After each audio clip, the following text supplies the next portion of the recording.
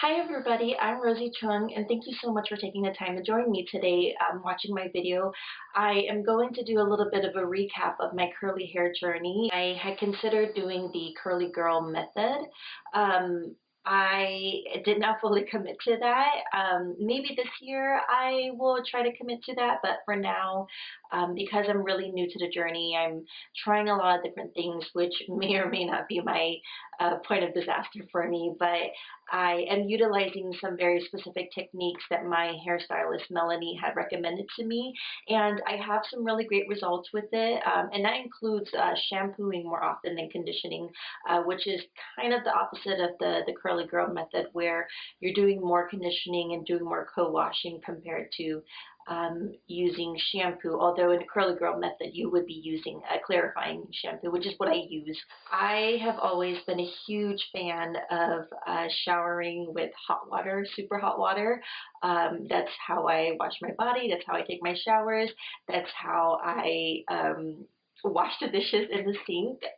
Hot water is just very soothing to me, and that's why I'm always, if you look at my Instagram feed, that's why I'm always drinking coffee and tea. It's just because hot water really comforts me.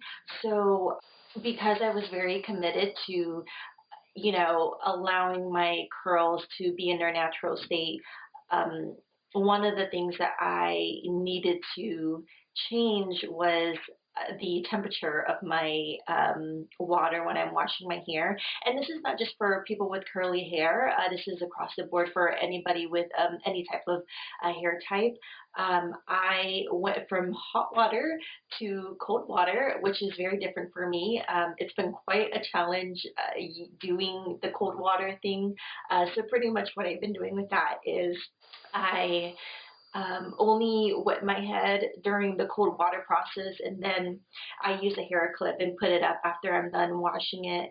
And then I proceed with the rest of my shower in hot water. It's a pretty good compromise, so if you're ever trying to figure out how to get that into your life, I would suggest going that route. What's really important is that if you are committed to embracing your curls, that you're utilizing curly friendly products. And what I mean by that is using products that are specific to curly hair. You can't just use any type of shampoo or conditioner. You want to use something that is specifically made for curly hair. And there are certain brands, especially including Shea Moisture, that has different product lines that are catered to specific different types of curl types. So for example, you might have high porosity or low porosity hair, you might have thick curly hair, you have fine curly hair, which is what I have. All those different variations matter. So if you're new to the journey, be sure to figure out how to determine your hair type first, so that way you're buying the right products when you are starting your journey. The whole product thing is a really great segue into something that I keep reiterating in a majority of my posts, which is that you should definitely confide in a curly hair expert. And that could just mean somebody who cuts curly hair, who has success in working with curly hair, and speaking with them or consulting with them just to see how they can better assess your hair. Not only can they cut your hair correctly, but they can also help determine for you whether or not you have hair that likes protein, hair that doesn't like protein, hair that's thick or thin or fine, all those different variations like I had mentioned before.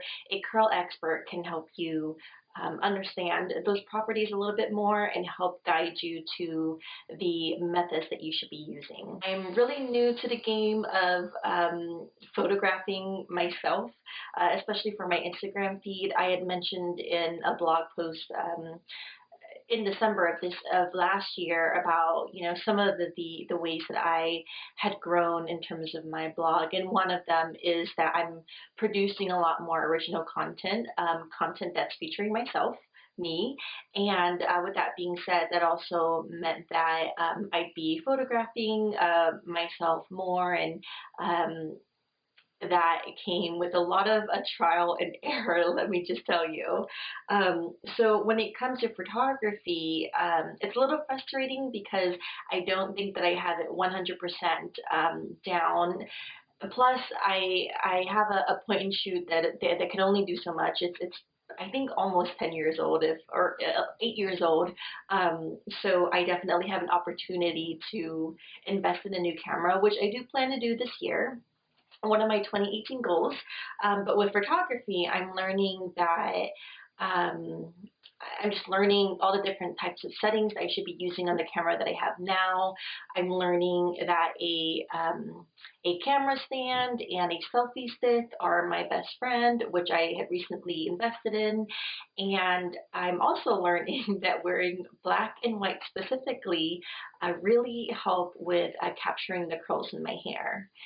So the third month of my curly hair journey is when I started seeing favorable and drastic results. I learned that my hair really loves gel compared to mousse. And the third month of my journey is when I started diffusing my hair like crazy. I was doing it at least twice a week during the week on my wash days, and I was playing with all these different variables, and that included utilizing hot heat versus warm heat, utilizing it on high setting versus medium setting. I am finding, or I found that diffusing my hair on warm heat with a medium setting seemed to work really well. But I just got my hair cut. I forgot to mention that earlier in the video, but and that's part of why recording this video just makes sense right now. It's just timely that I just got my hair cut. When I was at my haircut appointment the other day, we were finding that my hair really likes high heat. So I don't know, I don't really know what that means for me, but I'm playing around with high heat again to kind of see if the results really differ and make a big difference in my routine. I'm really all for experimentation. I am logging everything through a spreadsheet.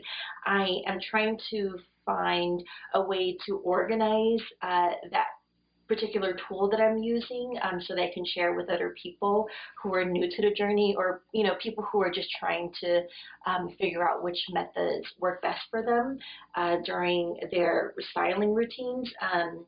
But like I am logging everything on a spreadsheet when it comes to like what products I'm using, what day I'm doing it, am I air drying, am I diffusing, what are my notes, do I like the end result of this, all that kind of stuff. I'm logging everything, and hopefully soon I will be able to share like some sort of worksheet document for you. I think that would be really cool. So that was pretty much a recap of the things that I learned during the first 3 months of my curly hair journey. I am logging everything like I mentioned. I am posting as often as I can. It's my goal to be as resourceful as possible in real time, but bear with me as I try to maintain that type of skill for everyone.